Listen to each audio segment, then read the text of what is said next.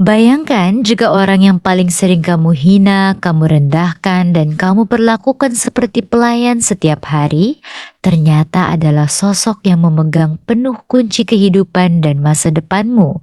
Apa yang akan kamu lakukan saat sadar bahwa orang yang kamu hancurkan adalah orang yang bisa menghancurkanmu dalam satu kedipan mata? Selamat datang kembali di saluran kita. Hari ini kita akan menyimak sebuah kisah nyata tentang kesabaran seorang wanita yang berbuah pembalasan paling elegan. Ini adalah kisah tentang Maya, seorang istri yang dipandang sebelah mata oleh suaminya yang serakah, Aris, dan ibu mertuanya yang gila harta, Buning. Tanpa mereka sadari, wanita yang selalu mereka siksa batinnya ini menyimpan identitas asli yang sanggup meruntuhkan seluruh kesombongan mereka. Sebelum kita masuk ke jalan ceritanya yang makin panas, yuk absen dulu di kolom komentar. Kalian sedang menonton video ini dari kota atau daerah mana saja? Tulis di bawah ya. Dan untuk kamu yang sudah menekan tombol subscribe, kami doakan semoga selalu dilimpahkan kesehatan, rezeki yang mengalir deras, dan dijauhkan dari pasangan yang hianat. Amin. Baiklah, siapkan camilan kalian dan mari kita mulai ceritanya. Pernikahan Maya dan Aris sudah berjalan selama 5 tahun. Sejak awal pernikahan, Maya tidak pernah menunjukkan siapa keluarga aslinya. Ia ingin dicintai apa adanya, bukan karena harta kekayaan keluarganya. Maya menyamar sebagai wanita biasa dari desa, tanpa latar belakang pendidikan mentereng di mata keluarga Aris. Sayangnya, ujian kesabaran Maya dimulai ketika Aris mendapat promosi jabatan di tempatnya bekerja. Bukannya makin bersyukur, Aris dan ibunya, Buning, justru makin menjadi-jadi. Rumah yang dibeli dari hasil keringat bersama mulai terasa seperti neraka bagi Maya. Setiap pagi, Buning selalu menemukan celah untuk mencela Maya. "Buning, Maya, kamu ini bisa kerja yang benar tidak sih? Nasi goreng asin, lantai masih berdebu. Kamu itu beruntung ya diboyong Aris ke kota.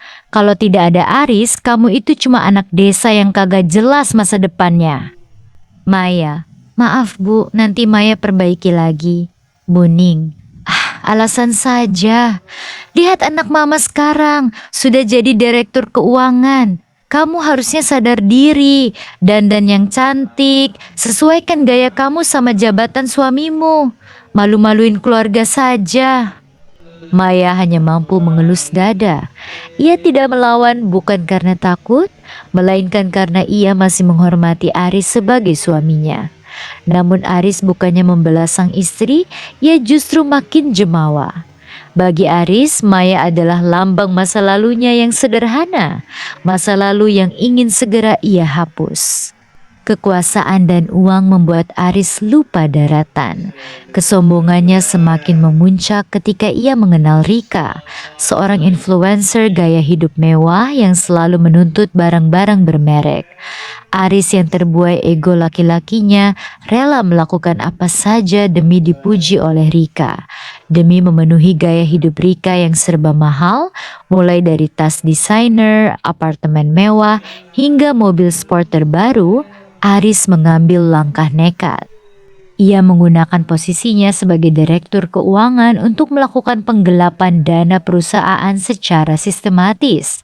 Ia memalsukan dokumen, merekayasa laporan keuangan, dan memindahkan dana miliaran rupiah ke rekening penampung. Sikap Aris di rumah pun semakin kasar. Suatu malam Aris pulang dalam keadaan larut dan melemparkan sebuah map dokumen ke hadapan Maya. "Aris, Maya, dengar baik-baik. Aku sudah lelah melihat muka kamu yang lesu ini setiap hari. Sadar diri kamu, kamu itu cuma beban di rumah ini." "Maya, Riz, ada apa dengan kamu? Kenapa kamu berubah sejauh ini? Dan wanita yang sering jalan sama kamu itu siapa?" "Aris, bukan urusan kamu. Rika itu wanita berkelas, pintar dan pantas mendampingi calon CEO seperti aku. Bukan seperti kamu yang cuma bisa menyapu dan mengepel. Dalam waktu dekat, aku akan urus perceraian kita." Maya menatap Aris dingin. "Kamu yakin mau mempertaruhkan semuanya demi wanita itu, Riz?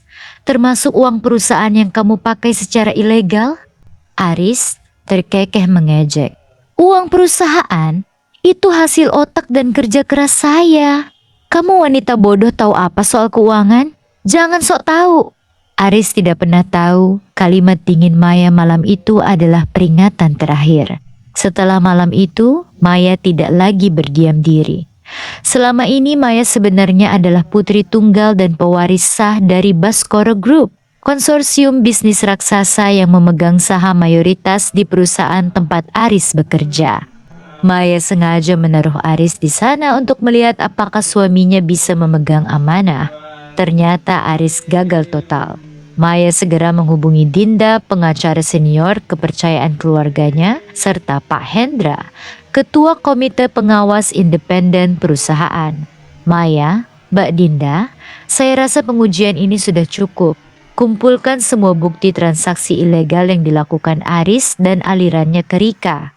Dinda, baik Ibu Maya, semua jejak digital, pemalsuan tanda tangan dan rekaman transfer sudah kami amankan. Buktinya sangat kuat untuk membawa Aris ke jalur hukum. Pak Hendra, lalu bagaimana dengan rencana pengangkatan CEO baru minggu depan Bu Maya? Maya tersenyum tipis. Biarkan dia menikmati mimpi indahnya sebentar lagi. Berikan dia panggung terbesar sebelum kita jatuhkan dia ke dasar bumi.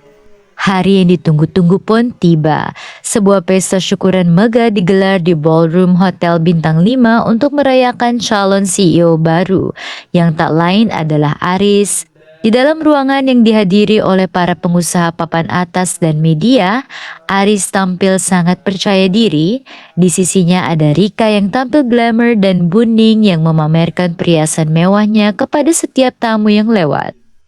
Buning, lihat kan, ini baru menantu idaman mama, cantik berkelas, tidak seperti si Maya yang cuma bikin malu. Aris, terima kasih semuanya sudah hadir. Malam ini adalah bukti bahwa kerja keras dan kejujuran akan membawa kita ke puncak kejayaan. Para tamu bertepuk tangan. Namun saat Aris hendak melanjutkan pidatonya, mendadak lampu utama ballroom padam. Layar proyektor raksasa di belakang panggung menyala sendiri. Bukan video prestasi Aris yang tampil, melainkan lembar demi lembar laporan korupsi, bukti transfer dana perusahaan ke rekening Rika, hingga rekaman percakapan Aris saat memalsukan tanda tangan Dewan Komisaris. Atmosfer di ruangan itu seketika menjadi mencekam. Bisik-bisik warga dan tamu undangan mulai memenuhi ruangan. Aris panik dan berteriak ke operator. Apa-apaan ini? Siapa yang berani merusak acara saya? Matikan layarnya sekarang. Buning, ini pasti sabotase. Anak saya tidak mungkin melakukan ini. Di tengah kekacauan itu, pintu utama auditorium terbuka lebar. Suara ketukan sepatu tumit tinggi terdengar bergema. Maya melangkah masuk dengan gaun malam berwarna biru gelap yang sangat elegan, didampingi oleh tim pengacara dan beberapa petugas kepolisian berpakaian dinas. Maya berjalan perlahan mendekati panggung, mengambil mikrofon cadangan lalu menatap Aris dengan tatapan tajam. Maya, saya yang melakukan semuanya, Aris. Aris terperanjat. Maya, kenapa kamu ada di sini dengan pakaian seperti itu? Jangan bikin malu aku ya. Maya, bikin malu? Bukankah kamu sendiri yang mempermalukan dirimu? Dan perusahaan yang selama ini kamu banggakan dan kamu curi uangnya, itu adalah milik keluarga saya. Saya adalah pemilik tunggal Baskoro Group. Bak tersambar petir di siang bolong. Wajah Aris mendadak pucat pasi. Tubuhnya gemetar hebat. Buning hampir pingsan di tempat. Sementara Rika mencoba melarikan diri secara diam-diam melalui pintu samping. Namun langkahnya langsung dicegat oleh petugas keamanan. Petugas polisi, Saudara Aris, Anda kami tangkap atas dugaan tindak pidana korupsi, penggelapan dana, dan pemalsuan dokumen. Aris jatuh berlutut memegang kaki Maya. Maya, maafkan aku Maya. Aku hilaf. Tolong beri aku kesempatan kedua. Kita ini suami istri Maya. Maya, mencabut kakinya dengan dingin. Saat kamu memakai uang perusahaan demi wanita lain dan menghina saya setiap hari, kamu sudah menghancurkan status suami istri itu, Aris. Selesaikan urusanmu di pengadilan. Tangisan dan ratapan Aris tidak lagi membohongi siapapun. Petugas kepolisian langsung memborgo kedua tangan Aris dan menyeretnya keluar dari auditorium di hadapan kamera wartawan. Seluruh aset mewah yang dibelikan Aris untuk Rika dan ibunya disita oleh negara dan dikembalikan ke perusahaan. Buning kini harus meratapi nasibnya yang kehilangan segalanya, harta, kebanggaan, dan anak kesayangannya yang kini harus menghabiskan masa mudanya di dalam sel tahanan. Sementara itu, Maya kembali berdiri tegak, memimpin perusahaan keluarganya dengan bijaksana dan membuang masa lalu kelamnya jauh-jauh. Sahabat, dari kisah Maya ini kita belajar satu hal penting. Jangan pernah menilai seseorang dari kesederhanaannya. Dan jangan pernah merendahkan pasangan yang tulus mendampingimu. Karena roda kehidupan berputar dan kejahatan yang dibungkus kesombongan akan selalu menemukan jalan menuju kehancurannya sendiri. Bagaimana pendapat kalian tentang pembalasan Maya ini? Apakah Aris pantas mendapatkan hukuman yang lebih berat? Tulis pendapat kalian di kolom komentar di bawah ya. Jangan lupa untuk menekan tombol like, share video ini ke teman-teman kalian, dan subscribe agar tidak ketinggalan cerita-cerita inspiratif dan menegangkan lainnya. Terima kasih sudah menonton sampai selesai. Sampai jumpa di video berikutnya.